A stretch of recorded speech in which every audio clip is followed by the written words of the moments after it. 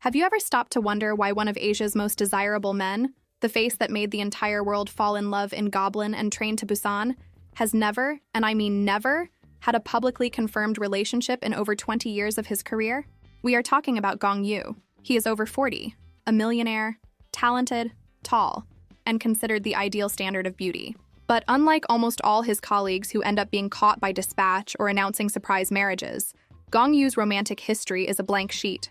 Or is it? There are strong rumors, fan theories, and strange coincidences that make many believe the reason for this eternal bachelorhood is something else.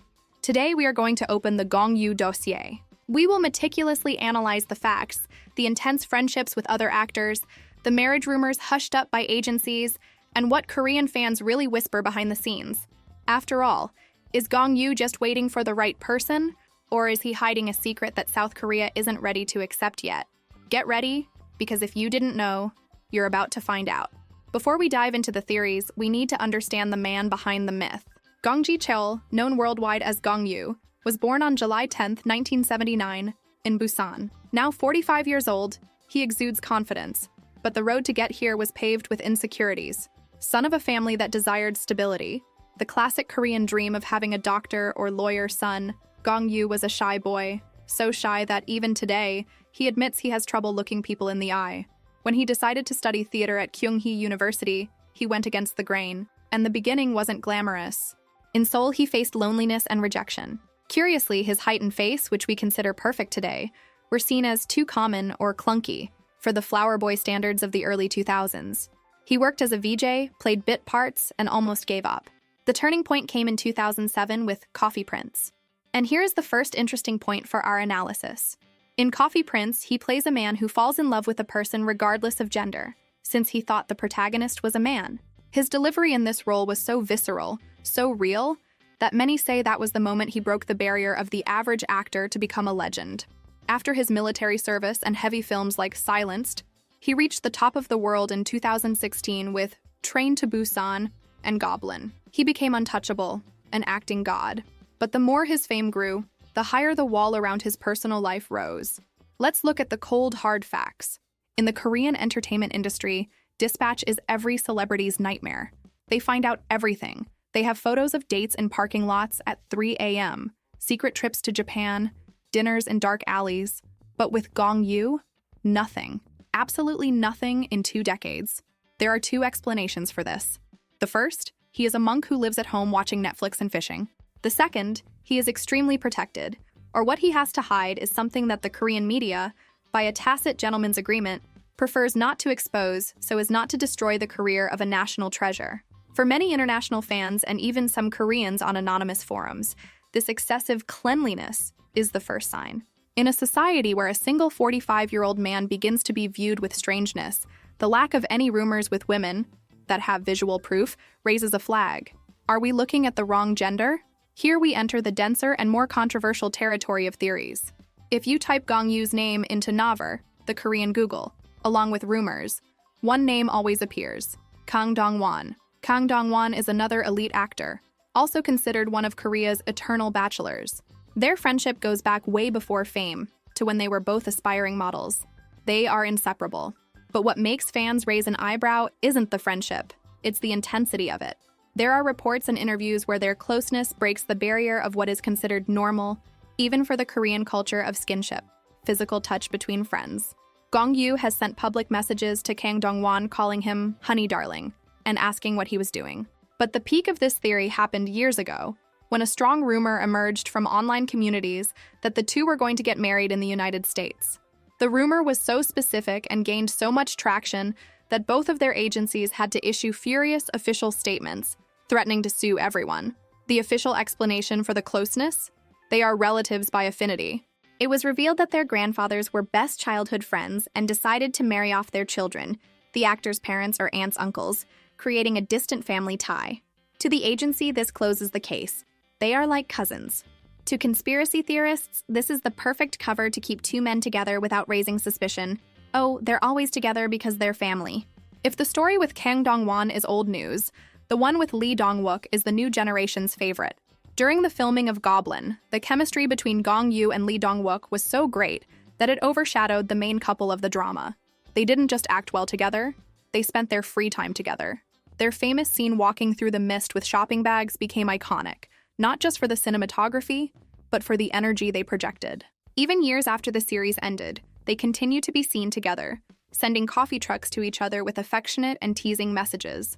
Recently, on the YouTube show Pingiego, their dynamic was that of an old, grumpy married couple, where one finished the other's sentences and complained about the other's habits with domestic familiarity. Gong Yu loves fishing. Who is his fishing partner? Frequently, Lee Dong-wook. Again, it could just be a beautiful male friendship. But for those analyzing the signs through a queer lens, Gong Yu seems much more comfortable, loose, and happy in the company of these male friends than he has ever appeared in public interactions with actresses. We can't say there were never rumors with women. There were three main ones: Im Soo-jung, Kim Go-eun, and Jung Yumi. But let's analyze the reaction to them. With Im Soo-jung, there was a snapshot of a trip to Jeju Island. The explanation? We went in a group of friends. And the subject died.